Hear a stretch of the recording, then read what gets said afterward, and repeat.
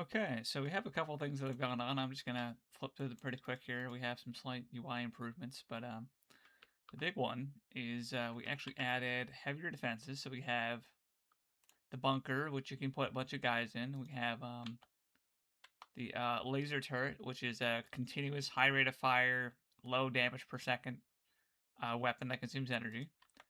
And we have the cannon, which just is like constant need for ammo, single shot at a time, a lot of damage, a lot of armor piercing, great against heavy targets.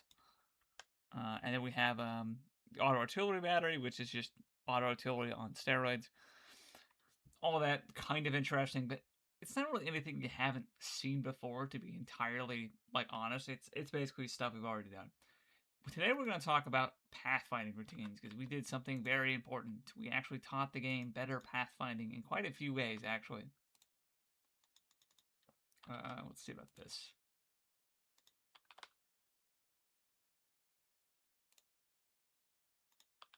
So we're going to be just setting up a small path.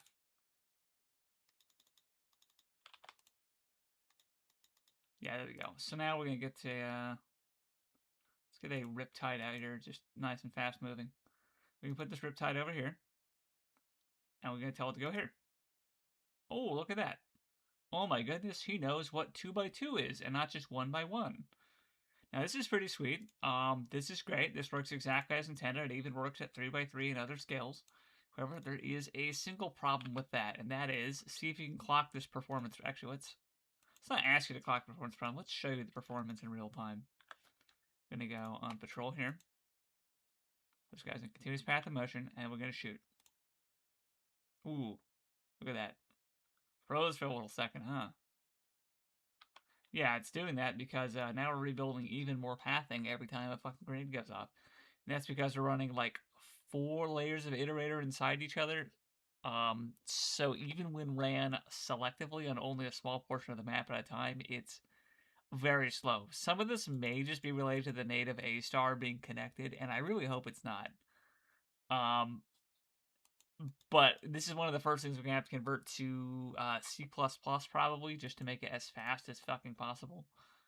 I really hope that covers all of our needs, but it may not, frankly. But other than like the slowdown, that's gonna need to be addressed at some point in the future.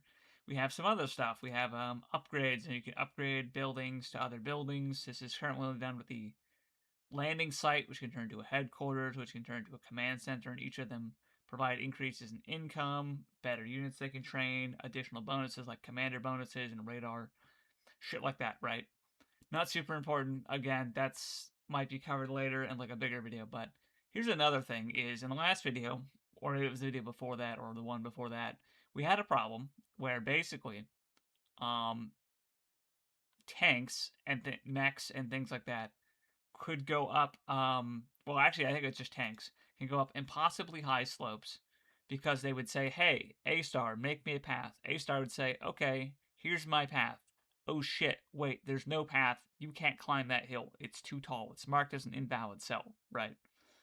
And then it goes to go up the hill, and it says, okay, well, if I have no path, I'm just going to move brute force in that direction in case I'm accidentally like slightly inside a building that's breaking my pathing, right?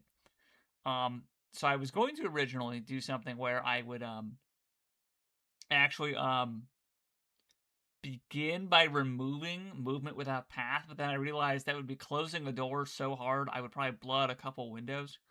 So instead, I actually had a really good idea, and I don't know how the fuck I didn't think of this sooner, to be frank. What we did instead is we're actually plugged in a whole math formula, and it relates to Pythagorean theorem, like pretty much everything in Trig does, and I found out I accidentally know a little bit of Trig just by fucking around. And the trig I accidentally figured out is that specifically there is a ratio you can derive between the height of the slope and the normal of what it produces. And we already do a trace every frame. Reminder, we have fake ass fucking physics where we're not actually walking over terrain, we're just aligning our y-axis to be along the terrain's mesh.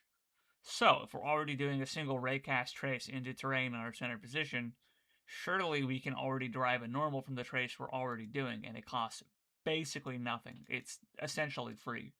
So this avoids increasing any other shit. And then with that, we can derive a normal. From the normal, we can derive how tall the terrain is. And from there, we can derive when we are trying to climb up shit that's too tall for us.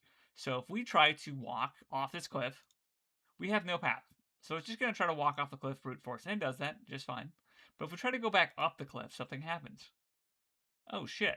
We can't go back up the cliff. It's too tall. Although the guy is really trying. He's really trying his best to fly up that. He's not making any progress, sadly, as much as he's making a valiant effort. But you can see, he's trying to do something. He just doesn't know what he's supposed to do. And we can try some of these other elements. But it turns out this part right here is ready to get stuck. And we can demonstrate this with another Riptide, actually. Well, actually, that'll do the same. It's the same fucking high tolerance, but this guy, he can, you can do some pathing. You can do some basic driving around. You can go over here and then over here, and he's got this whole stuff he's got figured out. That's not so bad. That's not terrible necessarily. The problem is that it's just that very base of the ramp that you can't climb up, and that's what actually breaks these guys being able to path properly, it turns out. We have to be mindful of these exact tolerances. But yeah, so now we have working physics, and it's actually quite interesting when they move down stuff. They actually use their normal speed, so it's not that abnormal. Actually looks pretty natural if you just want to park yourself on a hill and just stop. Brute force. We can probably have our guy walk on this hill's edge and do the same. There we go. And he just slides down, right? Because we're using the rest of the normal other than the y component as the velocity. So whatever angle the polygon is pointed to will be the direction we slide. It's actually cartoonishly simple as a solution. It is like fiendishly, devilishly simple. We're doing a trace we were already doing, caching one part of it that we were already returning, checking it against a single hard-coded value we initialize on Pong creation, and then whenever our current cache values dot y is less than the cache normal value, we just slide by the rest of the normal. That's it. Multiplied by movement speed, I guess, but that's it. It's extremely cartoonishly simple, like I said. It's really good. And yeah, we have basically... It's so weird because we went from having no physics, only pathfinding, and the idea and illusion of physics, to basically having physics now. Like, we have physics now, right? Like, this is just physics.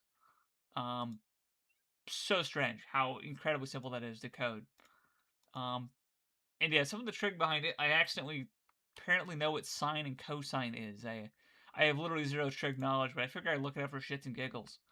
And I found out just on the beginning page for trigonometry. Oh yeah, that was that thing I was already doing with Pythagorean theorem. Oops. So that's pretty sweet. Anyways, tomorrow I will solve cancer despite having no experience in biology. But for now, I have to go catch some sleep.